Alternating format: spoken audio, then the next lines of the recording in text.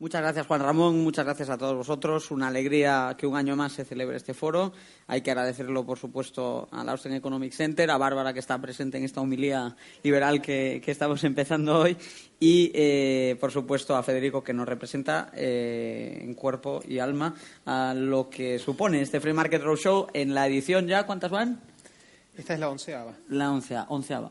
11 ediciones ya, bien. Luego vamos a tener un turno de preguntas dentro de unos 45 minutos. Ya hago ahora una de esas cosas que se viene llamando disclaimer, una advertencia legal, y es que como lo estamos transmitiendo a través de Internet, nos está siguiendo gente por todas partes, pero eso también significa que aplica la Ley Orgánica de Protección de Datos. Por lo tanto, a lo largo de toda la jornada de hoy, si en cualquier momento hacemos una pregunta, que espero que las hagan y que hagan muchas, aunque aquí desde luego que tenemos debate para estar 2 horas, están también dando su consentimiento legal para que esto se emita a través de Internet, como por otro lado es totalmente lógico. Son los extremos a los que nos lleva la hiperregulación de la protección de datos, pero había que hacer esa advertencia. Y ahora sí vamos ya con el panel. Muchas gracias, como decíamos, a Juan Ramón por esa introducción. Lo primero, estamos aquí con 3 invitados que yo creo que no necesitan apenas presentación. Juan Pina viene desde la Fundación para el Avance de la Libertad. Vanessa Vallejo nos saluda desde Colombia, donde aparte de hacer su trabajo a nivel local en distintos medios, cadenas de televisión, radio, también tiene presencia en el Pan Am Post, donde deberían escucharla y leerla todas las semanas. Y Federico, ya me está refiriendo a él, es uno de los grandes artífices de este tipo de encuentros. De modo que no creo que debamos perder mucho tiempo en biografías que aparte de que están ya a disposición de todos ustedes, yo creo que las conocen de sobra. Entonces, por ir ya directos al grano, vamos a tomar como precha esa reflexión sobre los valores burgueses que hacía Juan en su Parlamento, y quería preguntaros cómo creéis que están ahora mismo los valores que solemos atar a Occidente, en qué situaciones estamos, en qué momento nos encontramos, porque, como sabéis, es un momento de crisis política en todo el viejo continente. Hemos visto un notable auge de grupos antisistema, en los cuales hay puntos que incluso pueden resultar razonables, pero desde luego que hay muchos que nos preocupan en foros como este especialmente. Y a la vista de todo ese terremoto político, ¿en qué punto están los valores europeos, los valores occidentales? Si es que cabe hablar de ellos, Federico. Bueno, es una pregunta muy interesante. Simplemente para empezar, creo que a mí me da la sensación que muchos de los problemas que tiene actualmente Europa se relacionan con problemas que tienen que ver con valores.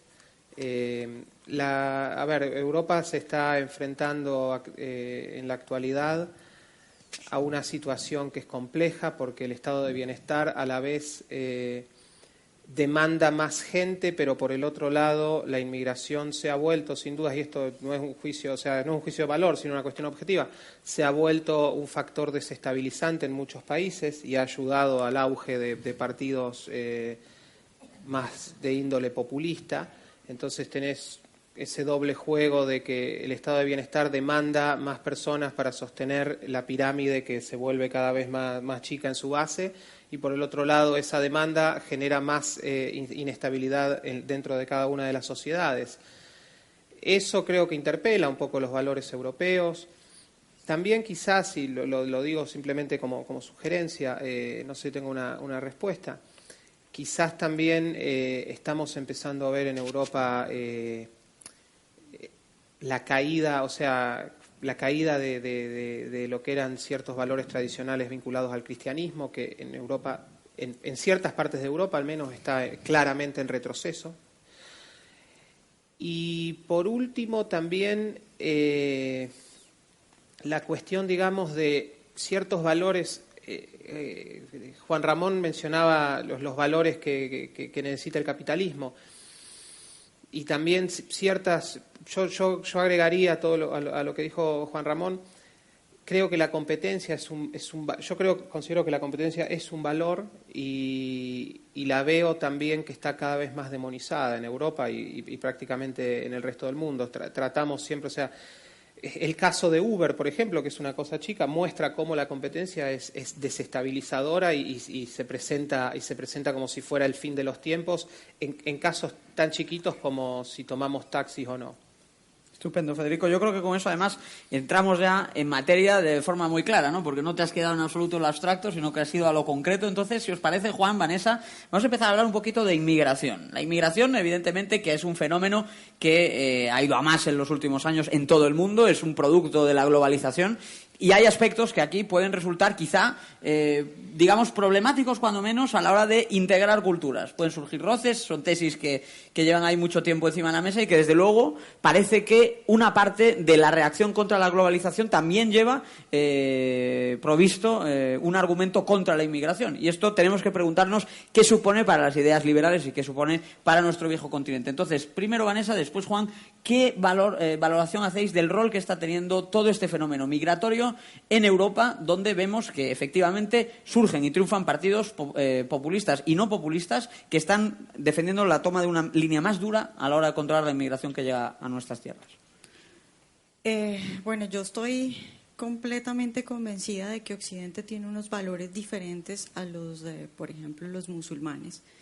Y me preocupa un poco que haya quienes en Europa no ven esa amenaza y creen que los valores no van a cambiar o que simplemente no son una amenaza. O sea, sí lo ven como amenaza en el sentido económico, eso sí lo veo claro. Todo el mundo me dice, bueno, es que el estado de bienestar, la señora con la que hablo en el restaurante me dice, es que el inmigrante entonces tiene un subsidio y tiene salud gratis y termina al final ganando más que la española que me pinta las uñas, que me estaba contando eso.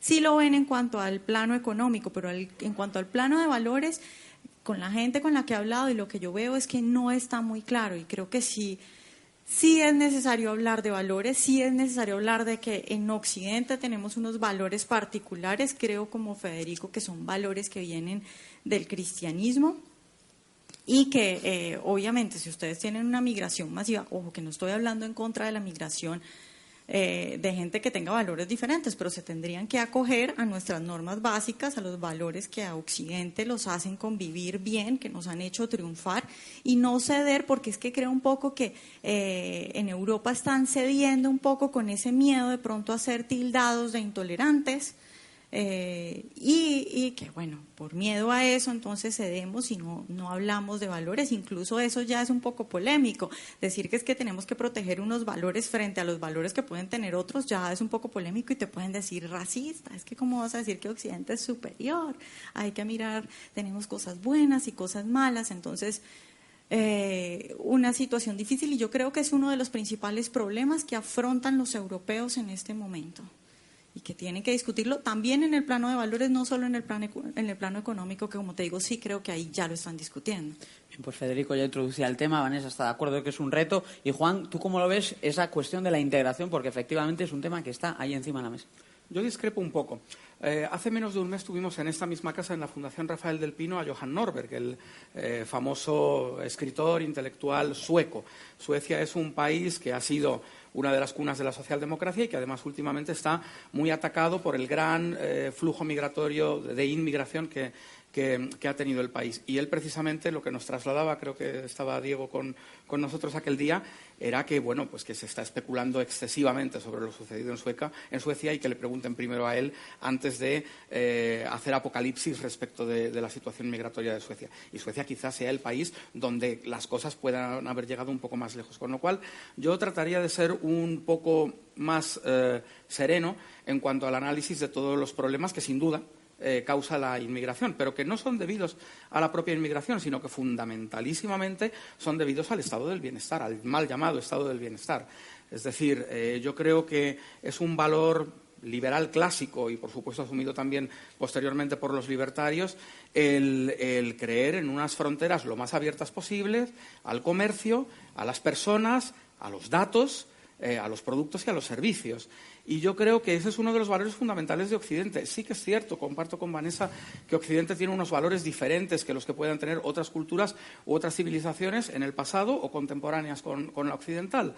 En los últimos 300 años, desde que Occidente empezó a despegar masivamente y a separarse del resto de civilizaciones, que fue básicamente porque Occidente hizo algo que las demás no hicieron, que fue apostar por la ciencia, por la tecnología, por el imperio de la razón, por el enciclopedismo, por la ilustración, por las luces, por superar las inercias del pasado y por escuchar a sus mejores pensadores, incluso dentro de las confesiones religiosas o tradiciones previas. Es decir, lo que hizo a Occidente diferente no fue tener unas raíces determinadas, fue que dentro de esas raíces pudiera surgir, por ejemplo, la Escuela de Salamanca.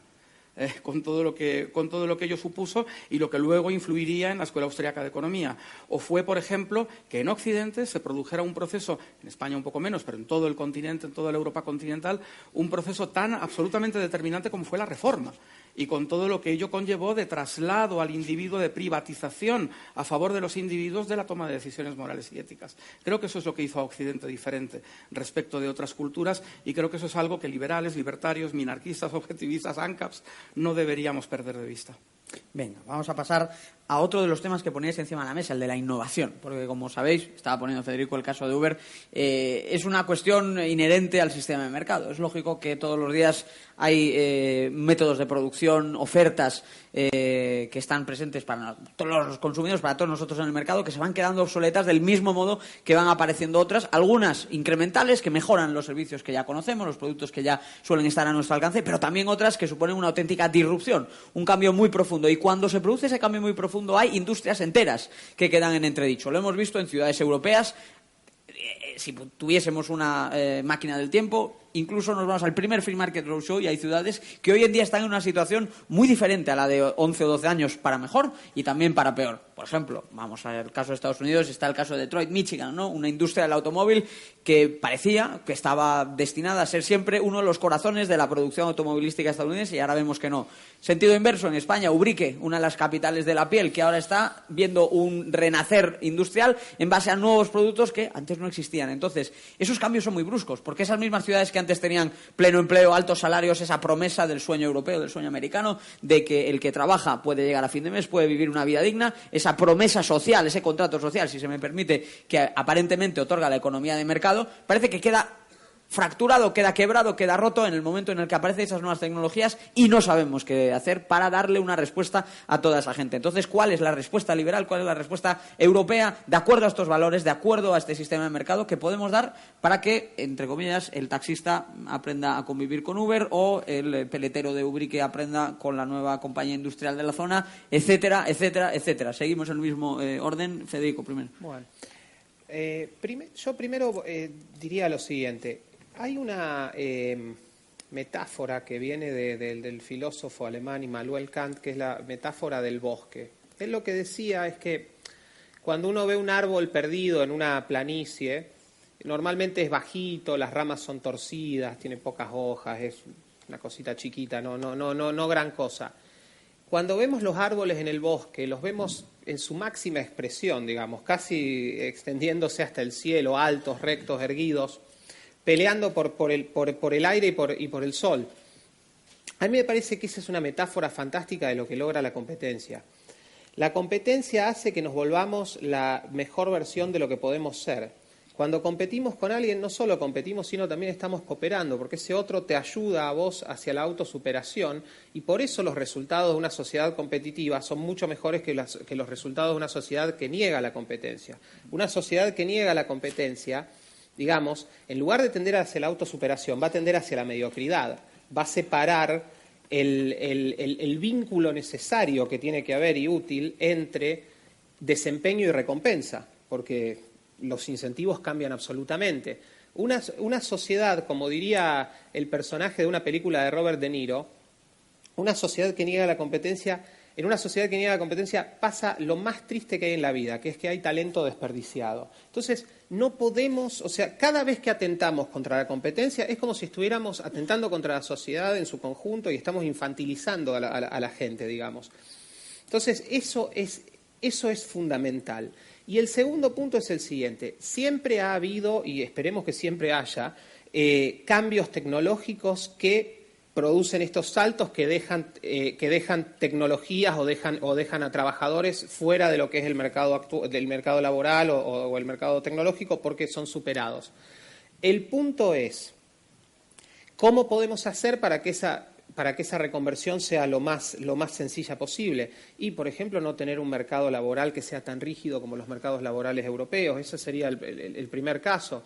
El segundo, también tendríamos que empezar a pensar, y creo que esa va a ser la próxima revolución, que quizás la educación actual, y con esto termino porque no me quiero extender y los quiero escuchar a Vanessa y a Juan, que quizás la educación tal cual como la conocemos hoy nos ha traicionado, no prepara a la gente para el mundo laboral en lo más mínimo. Yo estoy muy contento y muy esperanzado que en muchas empresas del Silicon Valley ya están dejando de pedir certificados universitarios, porque muchas veces muchos de ellos se han vuelto meros papeles como los que tenemos acá para tomar notas.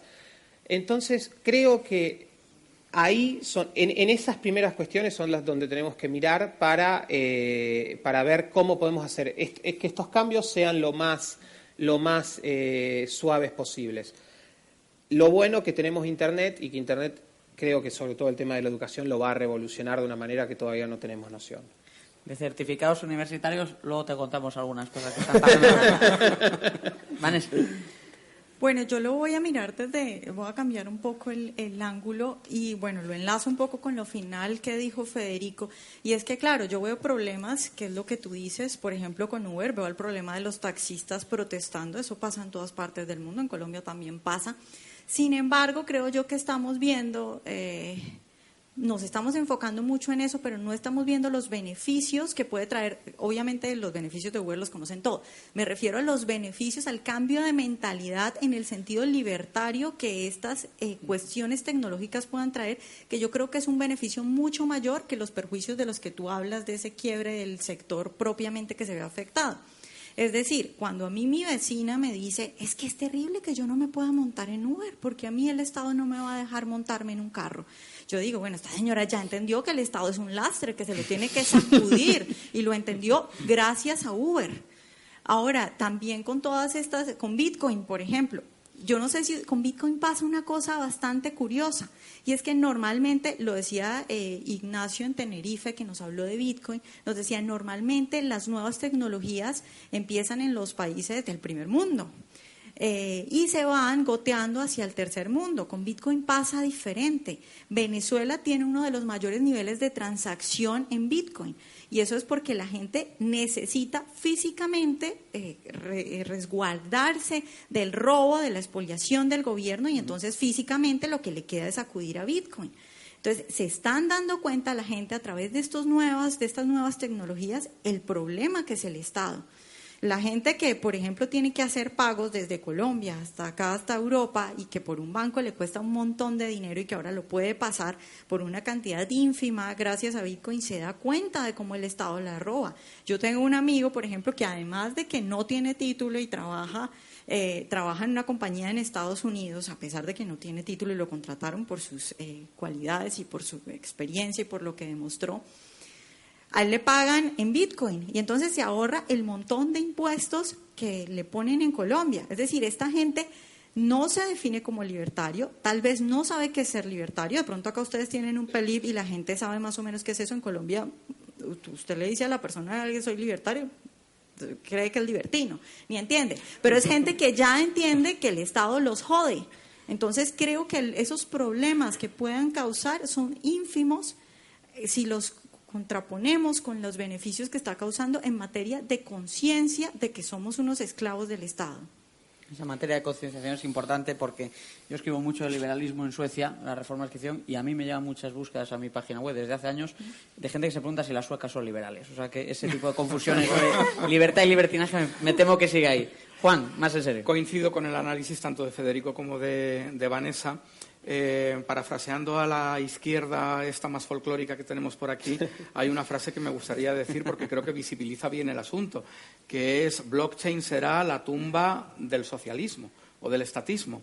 Es decir, como apuntaba Vanessa, lo que estamos viendo es como las nuevas tecnologías que desintermedian todo, que hacen que ya no sea necesario un intermediario Estado en las transacciones directas, en las interrelaciones entre las personas, es la mayor aliada de nuestras ideas. Es decir, yo creo que al final la libertad y el fin del Estado, ojalá algún día, pero como mínimo su minimización, no es algo que vayamos a traer ni los liberales clásicos, ni los libertarios, ni los ANCAPs, sino que va a ser algo que va a venir de la mano de la pura y dura evolución tecnológica. Y por lo tanto yo creo que nosotros desde nuestras diferentes visiones pro libertad tenemos que apoyar mucho las nuevas tecnologías y todas esas interacciones directas que son pura acción humana desde el punto de vista miseano en realidad, en la práctica, que a lo mejor hace décadas no eran posibles porque no existían las herramientas tecnológicas o no eran tan posibles, no existían las herramientas tecnológicas, las plataformas que hoy tenemos, que hoy permiten a cualquiera pues intercambiar el consumo colaborativo, la economía colaborativa y por supuesto pues prescindir del Estado en temas tan importantes como los registros públicos, como la moneda, evidentemente, o como cualquier otro tipo de interrelaciones. A mí me interesa mucho, es algo sobre lo que también he escrito un poquito y creo que va a ser un fenómeno a seguir muy de cerca, los proyectos como el que Estonia puso en marcha ya hace unos años de e-residency. Es decir, vamos a caminar también, entre otras cosas, hacia la minimización o trivialización de la importancia del Estado en nuestras vidas hasta el punto de que los individuos puedan autodeterminarse, entre muchas comillas, y escoger qué Estado quieren que sea el que les sirva para hacer sus cosas. Es decir, que si a mí mi Estado de mi lugar donde vivo no me satisface, pues me hago residente estonio en la distancia.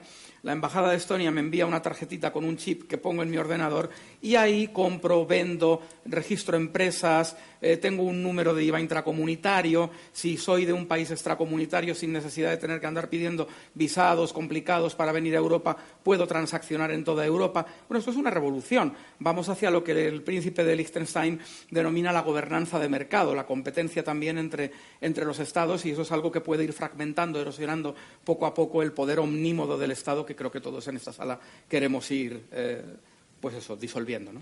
Tocaba Juan ahí algunas de las ventajas, se le olvidaban dos. La primera, que hay un impuesto plano en Estonia, cosa que aquí desde luego que no tenemos, y otra más importante, tienes los beneficios de Estonia y te ahorras el frío que hace allí.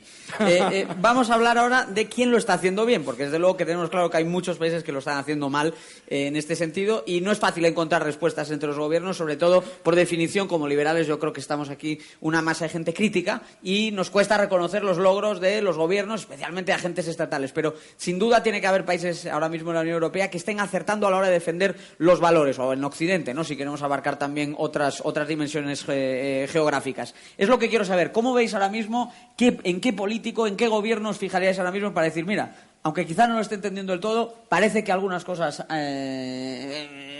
está acertando? Te pongo, por ejemplo, el caso de Sebastian Kurz, nuevo presidente de Austria, donde obviamente por motivos laborales Federico tiene mucho predicamento. Juan lidera una fundación con proyectos internacionales, por lo tanto conoce comparativas jurisdiccionales. Vanessa se ha referido elogiosamente al presidente Trump, cosa que obviamente genera división en el ámbito liberal. Hay gente a favor y hay gente en contra de esa visión. Yo creo que más gente en contra, pero también hay gente a favor. Entonces, por tocar un poco esos discursos, Juan, en tu caso lo dejo así un poco más al aire, aunque hablabas de Estonia, o sea que si te parece profundizamos ahí.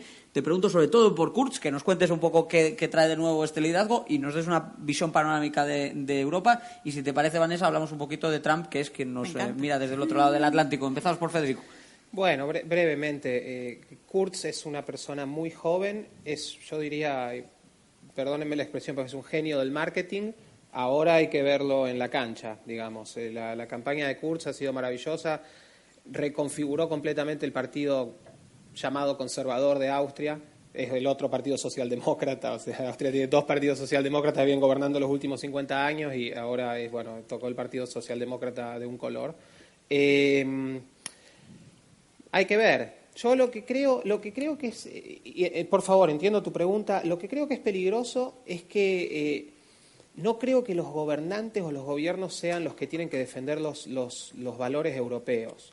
Y de hecho yo creo que quizás la amenaza más grande a los valores europeos hoy por hoy viene lamentablemente desde los gobiernos y desde la Unión Europea. Proyecto que fue maravilloso en muchos aspectos y que era un proyecto, digamos, que encarnaba muchos de los mejores valores europeos, y que hoy se ha transformado o va deslizándose hacia otra cosa, lamentablemente, lo digo con mucho pesar. Yo no soy euroescéptico, pero también tengo que admitir que lo que está pasando en Bruselas no es lindo. Incluso, o sea, yo sé que esto es casi anecdótico, pero los funcionarios casi de mayor rango en la Unión Europea se llaman comisarios, como en la Unión Soviética.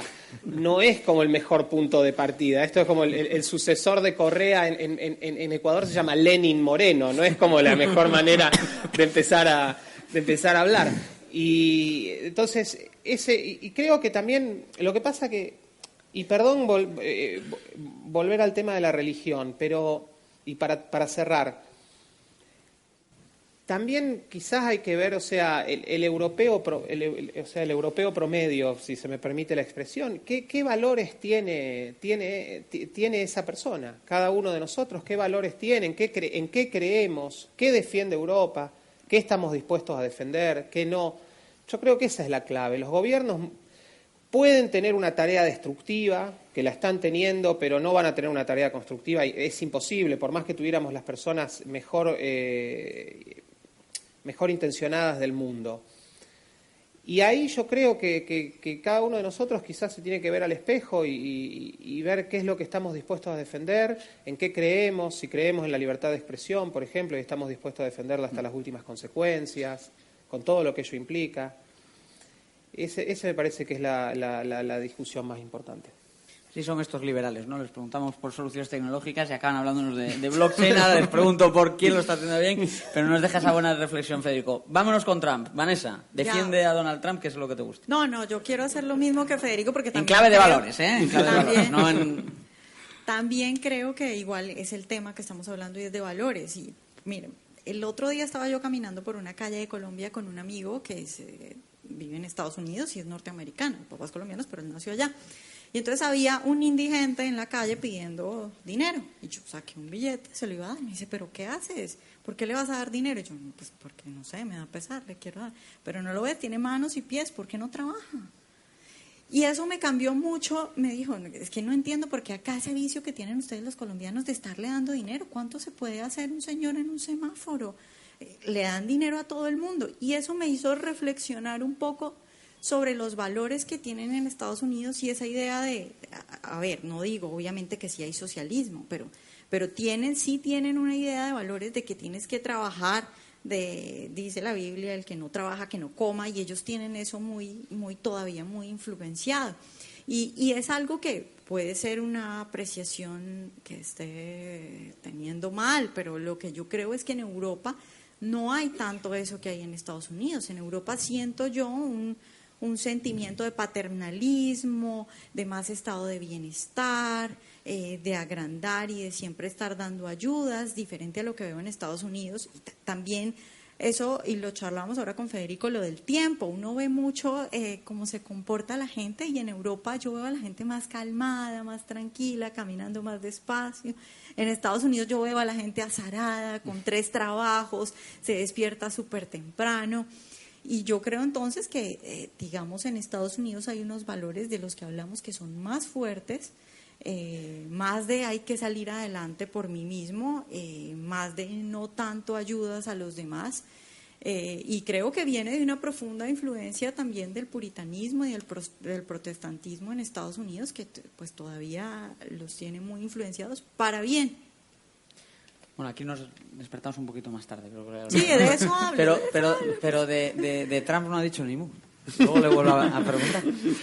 Yo creo que en Europa occidental, porque Europa oriental pasó por otra experiencia, se incorporó hace 20 años a nuestro grupo, digamos, pero en Europa occidental lo que nos ha pasado es que en algún momento el camino liberal clásico se torció y derivó en la socialdemocracia. Yo tengo la idea de que a la vuelta de la Segunda Guerra Mundial lo que se restauró en la Europa después de las ocupaciones y después de la guerra no fue la democracia clásica liberal westminsteriana, sino que directamente se instauró algo que ya llevaba una carga de estado de bienestar, de paternalismo muy superior a la que había tenido durante el periodo de entreguerras. Los libertarios franceses publicaron hace unos años un vídeo. Hay libertarios franceses. Sí, pocos, Eso, pero bueno. eso en sí es un titular. Existen, sí.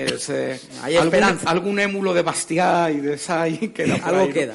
Entonces, publicaron un vídeo que se titulaba ¿Y si nos hemos equivocado durante los últimos, creo que decía 70 años, ahora ya serían casi 80, ¿no?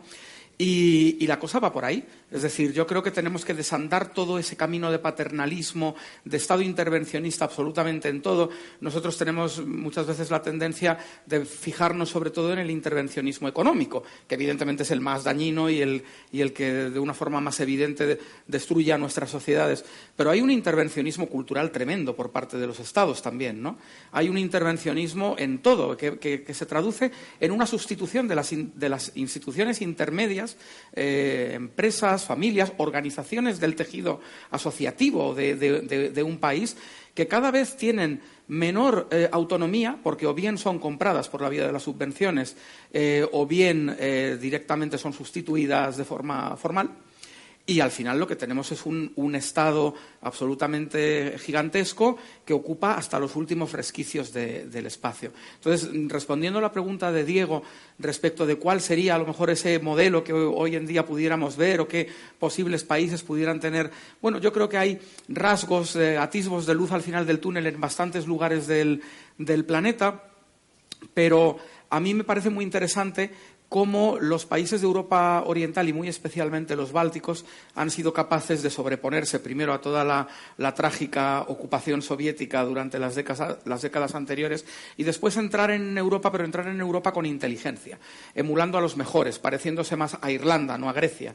Y yo creo que eso es algo que es muy interesante. Ahora mismo la Unión Europea está en un callejón sin salida. O tiene que cambiar, pero de arriba a abajo y además en tiempo récord, o el Brexit solamente va a ser la punta del iceberg de lo que va a venir detrás. Hace unos días ya se hablaba de, en Irlanda, pues empiezan a levantarse voces bastante importantes por una solución parecida.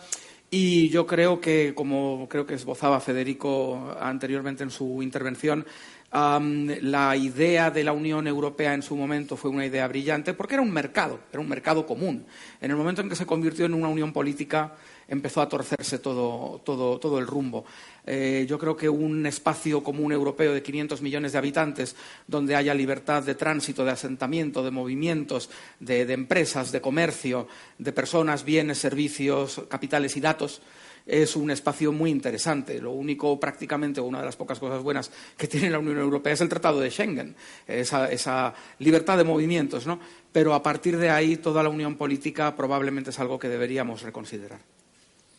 Bien, lo cual es interesante porque la Unión Europea es básicamente la unión política, es decir, lo que nos gusta al fin y al cabo parece que es todo menos la propia Unión Europea, sino todos los antecesores o el espíritu original. Interesante. Bueno, nada, es el ejemplo de Grecia. Grecia e Irlanda tenían el mismo PIB per cápita hace 40 años, o sea que no estamos hablando, la brecha ahora mismo es de $20.000, para que nos hagamos una idea. O sea que evidentemente haya pasado algo y creo que está bastante claro lo que es. También hemos sacado en claro que Juan tiene casa en Estonia, Letonia, algo así, porque conoce el tema muy bien. Vamos a seguir avanzando. Tenemos encima de la mesa hablar de los valores que han hecho florecer a Occidente y hasta qué punto el estado del bienestar nos supone un reto a algunos de estos valores. Porque conocemos, por ejemplo, cómo se ha deteriorado la ética del trabajo en Suecia, el número de horas trabajadas, las bajas laborales no justificadas.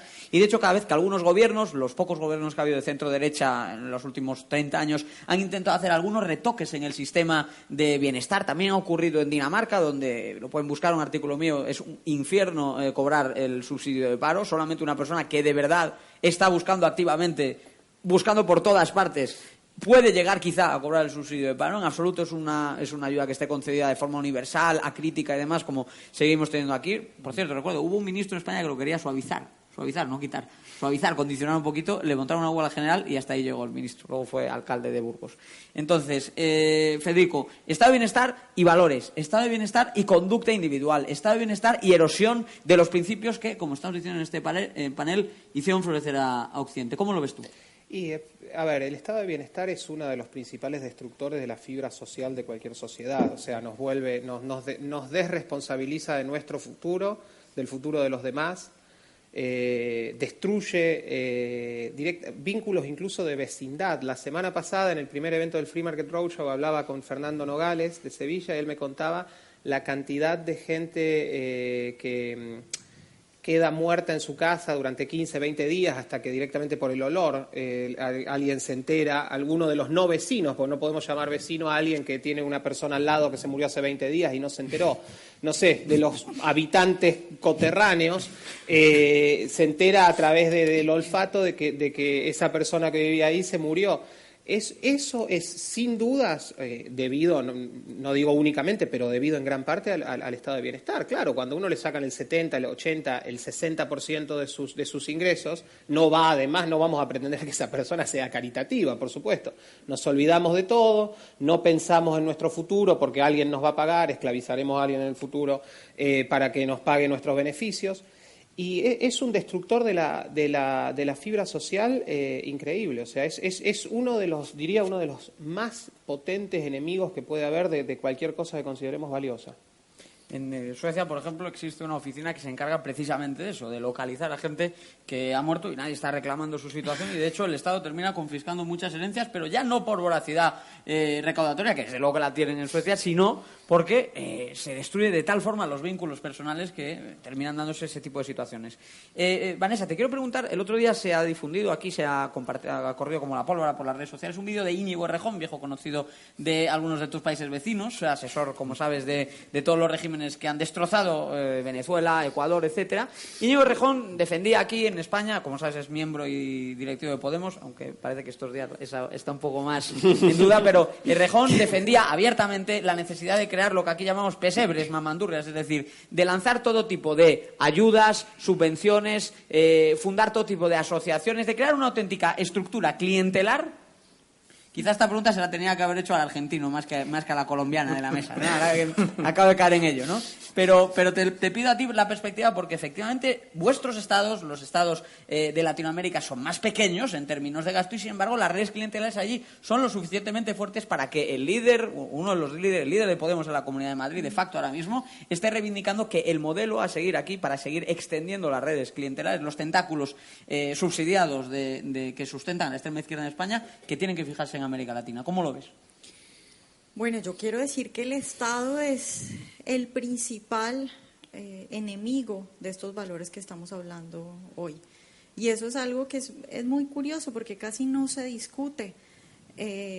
Por ejemplo, me contaba un chico español, y me decía, le dije yo, bueno, ¿tú no te quieres casar? Y me decía, no, porque es que me tocaría buscar una mujer en la que yo confíe mucho. Bueno, pero ¿y por qué?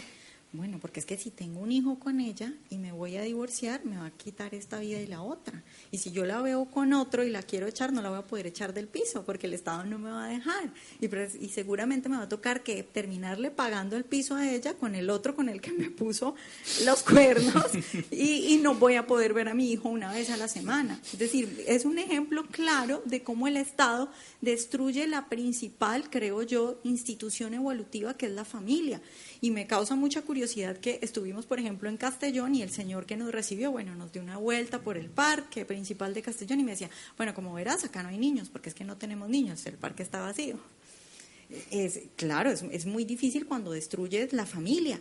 Y el estado de bienestar lo que viene a hacer es, bueno, si yo le doy, por ejemplo, pensiones a todos los ancianos, pues los jóvenes, ¿para qué van a tener hijos? Si no necesitan hijos para que te cuide cuando seas viejo. Y los hijos, ¿para qué se van a para qué se van a hacer cargo de los papás? Si saben que el Estado los cuida. Bueno, el hijo va a decir, no, ¿yo cómo me voy a encargar? Pues que el Estado vaya y lo cuide. Si hay subsidios al desempleo, si hay salud gratis, pues la familia es históricamente el fuerte que nos soportaba en las situaciones de crisis, es decir, cuando quedábamos desempleados o cuando estábamos enfermos, eran nuestros familiares los que nos acogían, por eso era necesario que mantuviéramos relaciones de familia. En este momento no hay necesidad. Ahora, ojo, la gente suele creer que el estado de bienestar ha llegado para ocupar un hueco, un vacío, y no es cierto, ahí no había hueco ni había vacío. Las familias estaban encajadas y las familias se ayudaban y salían adelante, incluso entre familias se ayudaban. Lo que vino a hacer el Estado fue a desplazar una institución evolutiva, a destruirla y a ocuparse ahí, pero sí funcionaba bien. Respecto a lo que dices de las redes clientelares, pues por supuesto que el estado de bienestar es una forma de conseguir votantes seguros. Y en Latinoamérica pues es una historia larga y evidentemente sí Argentina tiene el premio mayor, en Colombia obviamente también sucede, y en Venezuela pues en Venezuela tú tienes que la gente que todavía vota por Maduro es gente que directamente recibe dinero de Maduro. Directamente hablo desde los militares que lo protegen, que ya reciben un ministerio, o desde la gente que pues tiene su casa porque se la dio Maduro o porque se la dio Chávez y porque come directamente de esta gente. Entonces, sin duda también, bueno, por el lado de los valores, lo que ya dije, por el lado económico, pues es una forma de cautivar, tener un cliente cautivo. Es decir, primero lo esclavizas y bueno, luego lo explotas para que te vote de ahí en adelante, porque además es gente que no tiene cómo salir de ese ciclo de pobreza. Te va a gustar saber en ese sentido, relacionado con los niños, que en este barrio en el que nos encontramos hay más perros que niños. Censado, por el Ayuntamiento de Madrid. Juan, la primera vez que te conocí era una charla sobre pensiones. Sé que conoces mucho el tema y aquí estamos tocando uno de los temas centrales, capitales del estado de bienestar. Pero no quiero abordarlo desde el punto de vista de la insostenibilidad financiera que tienen nuestros sistemas. Ya la conocen ustedes bien y ya saben esos problemas por dónde van. Sino cuál es el efecto de generar esta tensión entre unas generaciones y otras, entre makers and takers, entre población activa y población pasiva, porque esto a nivel político y electoral es precisamente el caldo de cultivo para ese tipo de clientelismos de los que estamos hablando. Y no es por nada, lo estamos viendo en España, cómo se está defendiendo de forma totalmente acrítica una subida de las pensiones sin reflexionar sobre el hecho de que esas pensiones están ya en un déficit que francamente no se va a cerrar de forma sencilla. Es que el sistema de pensiones en bancarrota, como todo el estado de bienestar, en realidad tiene fallos económicos. Evidentemente, desde el punto de vista del cálculo económico es un error absoluto, pero tiene un fallo todavía peor que el económico, y es lo que podríamos llamar el error ético o moral. Aparte de destruir todas las instituciones intermedias de la sociedad, como habéis comentado Federico y Vanessa, yo creo que tiene un efecto muy perverso, que es el de destruir un principio tan básico como es la solidaridad. El estado del bienestar, el estado socialdemócrata, ha pervertido el concepto de solidaridad. La solidaridad tiene que ser voluntaria. La solidaridad nace del espíritu de una persona que se siente solidaria con sus conciudadanos y que quiere ayudarlos. Y eso, traducido en la cuestión de las pensiones que plantea Diego, se puede hacer de dos maneras. Se puede hacer de forma coercitiva o se puede hacer de una forma más voluntaria.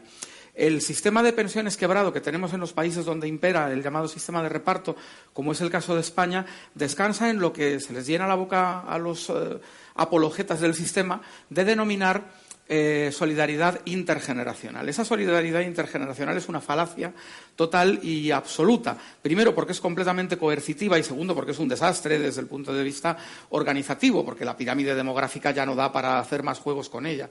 Yo creo que deberíamos caminar, idealmente hacia un sistema de pensiones completamente libre en el cual cada persona ahorre para su vejez y eso, pues pueda tener las ventajas de tipo fiscal, etcétera, que puedan ser necesarias y que no fuera ni siquiera obligatorio. Pero pensando en el sistema del cual partimos y tratando de ser posibilistas y de plantear soluciones que puedan ser asumidas por la sociedad en esta fase histórica actual, yo creo que deberíamos pasar a un sistema en el que esa solidaridad por lo menos pasara a ser intrageneracional y no intergeneracional. Es decir, que básicamente las personas escojan su producto de ahorro para la vejez. Los planes de pensiones actuales son desastrosos, no son un buen vehículo para ese ahorro, pero en fin, que fuera un ahorro privado de cada persona y que además ese ahorro produjera circunstancias como, por ejemplo, el poder escoger la edad de jubilación, tener una flexibilidad muy superior a la que tiene el sistema de todos iguales, que es el actual sistema de reparto, y que ahí, además, si hubiera que detraer un pequeño porcentaje para atender a aquellos que no puedan cotizar, pues que fuera para eso, para cotizar por aquellos que no pueden, que serán un porcentaje mínimo de la población activa, y no para seguir pagando a los que trabajaron hace años y que actualmente por la evolución demográfica simplemente es inviable. Entonces, sí, yo creo que, volviendo a tu pregunta original, yo creo que efectivamente el estado del bienestar y las pensiones son un magnífico ejemplo. Lo que ha hecho es destrozar con ese paternalismo tremendo, pues destruir muchas cosas que son básicas en una sociedad libre, en una sociedad abierta, pero yo pondría el acento en cómo ha destruido el concepto de solidaridad al convertirlo en algo coercitivo, burocratizado, gestionado por el Estado y donde ya la voluntad de los participantes, ni del que da ni del que recibe, tienen ningún valor, sino que es algo en lo que ha sido completamente intervenido por el Estado, ¿no?